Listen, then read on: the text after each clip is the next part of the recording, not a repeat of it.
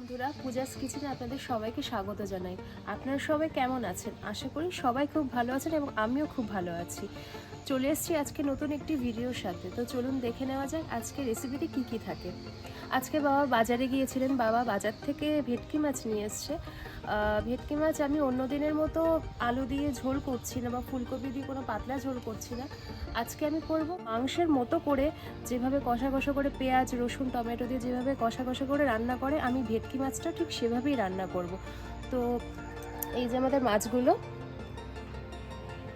তো এবার মাছগুলো আমি কিভাবে রান্না করি আর কিভাবে কি আমি এর মধ্যে কতটা পরিমাণে পেঁয়াজ আদা রসুন দিয়ে সব কিছুই আপনাদের সামনে নিয়ে আসবো। আপনারা দেখতে থাকুন পুরো ভিডিও। বন্ধুরা, আজকে ভেটকি মাছের যে কষাটা বানাবো তার জন্য আমি এবার আলুটা ছাড়িয়ে নেব।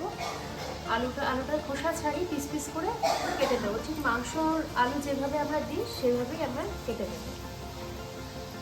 খোসাটা ছাড়িয়ে নিচ্ছি এবার। ঠিক এরকম আমরা এরকম সাইজের কেটে নেব। আলুগুলো আমাদের সমস্ত কাটা কমপ্লিট হয়ে গেছে। এবার আমি মাছের জন্য টমেটো পেঁয়াজ রসুন কাঁচা লঙ্কা যা যা লাগে সমস্ত কিছু কেটে নেব। আমাদের সমস্ত কিছু কাটা কমপ্লিট হয়ে গেছে মাছের জন্য। তো চলুন এবার রান্নাটা শুরু করা যাক। আর পুরো ভিডিওটি দেখতে আপনারা আমাদের সঙ্গে থাকুন।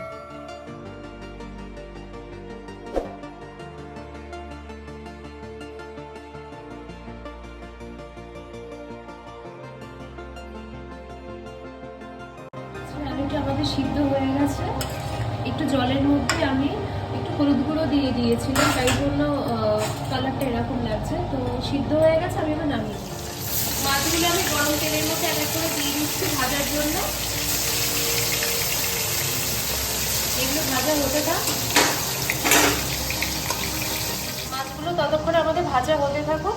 আর এদিকে আমি মিক্সার গ্রাইন্ডারের মধ্যে অল্প সামান্য পরিমাণে পেঁয়াজ কুচি, কিছুটা রসুন আর তার সাথে কটা শুকনো লঙ্কাও আমি দিয়ে দিচ্ছি। এগুলো আমি পেস্ট করে নেব।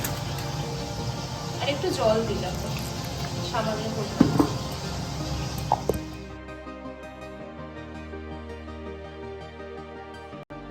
তো আমাদের মাছগুলো সমস্ত কাটা কমপ্লিট হয়ে গেছে। এবার আমি ভেজে রাখা মাছগুলো তুলে নিচ্ছি।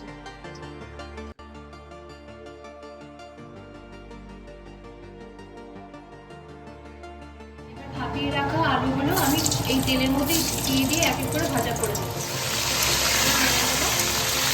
নুন হলুদ দিয়ে ভেজে রাখা আলুগুলো আমি একটা পাত্রের মধ্যে তুলে নিলাম।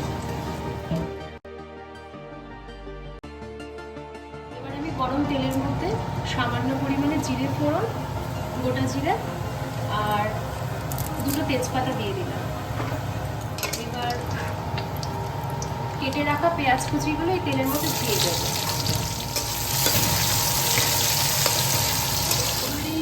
পেঁয়াজগুলো আমাদের ভাজা হয়ে গেছে। এর মধ্যে আমি টমেটো কুচি করে কেটে রাখা এগুলো দিয়ে দেব আর কাঁচা লঙ্কা কুচিগুলো দিয়ে দেবো।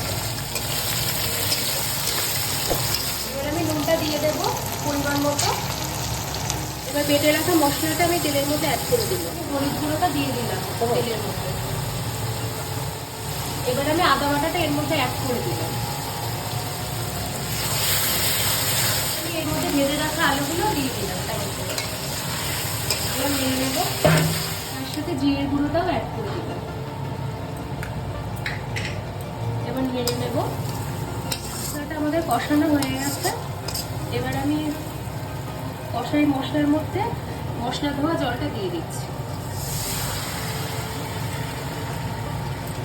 মিক্স করে নেব। আমি পরিমাণ মতো জল দিয়ে দিলাম রান্নার।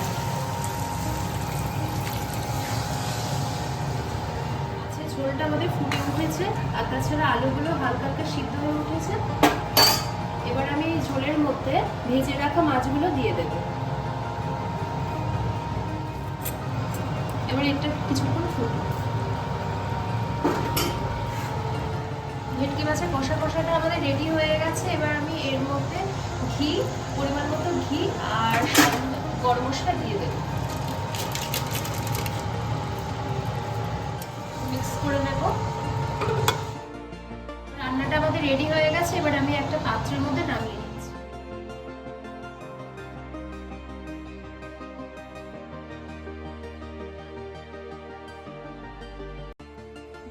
আজকের ভিডিওটি আপনাদের কেমন লাগলো তা আমাকে অবশ্যই কমেন্টের মাধ্যমে জানাবেন এবং তার সাথে লাইক আর শেয়ার করবেন।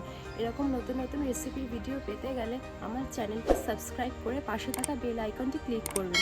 যারা ফেসবুক থেকে দেখছেন তারা আমার পূজাস কিচেন ফেসবুক পেজটিকে অবশ্যই ফলো করে নেবেন। নমস্কার।